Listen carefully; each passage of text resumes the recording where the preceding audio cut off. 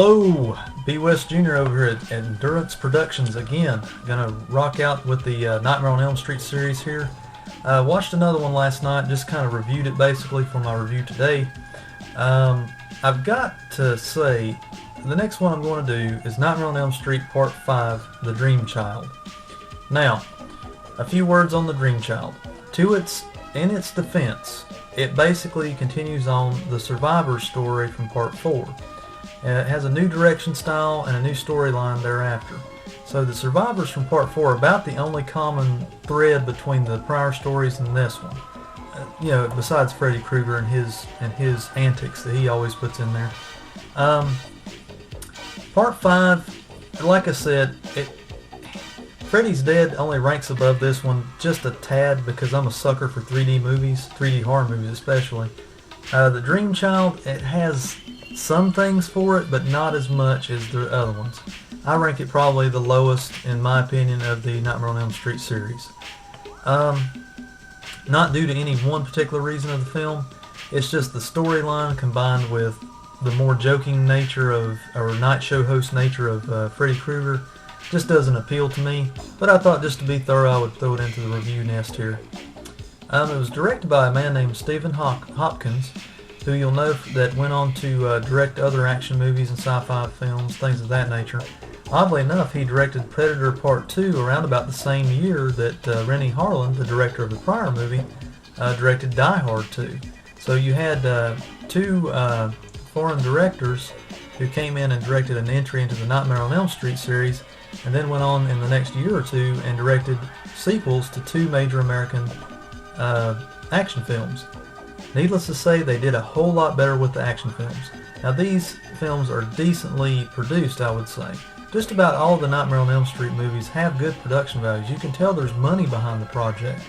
But each director they bring in has their own style, and you can, I think most of us can understand that they're all going to bring a different vision to the project. Part 5, I think where it falls kind of short in the old dartboard there, is that it goes into this other realm of pregnancy and what does it mean to young women, and not kind of being chauvinistic or anything, but this movie, it just touches on totally different buttons than anything we've seen before, which I give it credit for doing that or trying that. It just kind of falls short whenever when it tries to deliver. Freddy does what he can in the movie. He gives you those joking one-liners, bon appetit and all that kind of stuff he does in the movie. I give Robert Englund a good golf clap for that, for his efforts in the movie.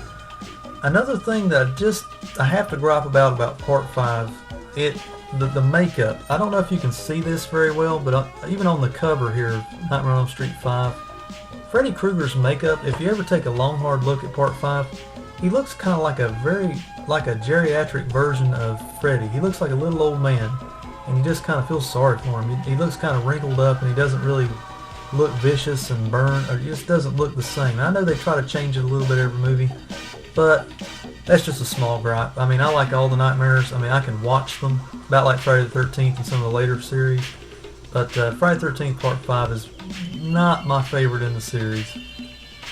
Decent production values, okay direction behind it. It just, the storyline, I think, fell short with a lot of horror buffs out there. I guess I have to say, for this one not being my favorite in the series, Nightmare on Elm Street 5 would probably get a standard 3.5, meaning you should at least watch it because it's in the series, but just kind of tuck it away and enjoy the others, in my opinion anyway. But don't listen to me. Go out to your video store if you've never seen it, rent it, give it a watching, be thorough, finish the whole series, and then draw your own conclusions, because that's all that really matters. You don't want to hear what I say all the time. Go out and enjoy yourselves. Figure out your favorites of the series. And of course, if you differ with me, or if you want to add your own comments, you feel the same way, leave the comments below down there. I know everybody on YouTube now is pointing down and they want you to put comments and subscriptions and all that stuff. Do it if you want to. I value your opinion. I try to respond to every comment left, because I just enjoy talking about movies and doing this in my spare time. It gives me joy. Anyway, folks, take care. Nightmare on Elm Street 5, not the best, but worth seeing because it's part of the series. Onward and upward.